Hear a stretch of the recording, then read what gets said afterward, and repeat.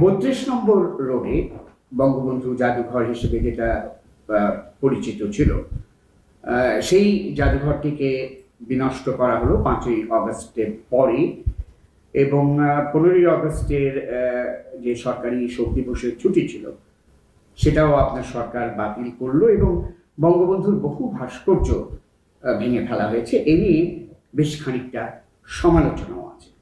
আবার অনেকেই বলছেন তাদের ভাষায় যে বঙ্গবন্ধু শেখ মুজিবুর রহমানকে তারা ফ্যাসিবাদের আইকন হিসেবেও দেখছেন, এবং তারা বলছেন সেই কারণে এটা ঘটেছে। তো দীর্ঘদিন ধরে বাংলাদেশের জাতির জনক হিসেবে বঙ্গবন্ধু শেখ মুজিবুর রহমান স্বীকৃত, এ ব্যাপারে আপনার সরকারের দৃষ্টিভঙ্গি কি?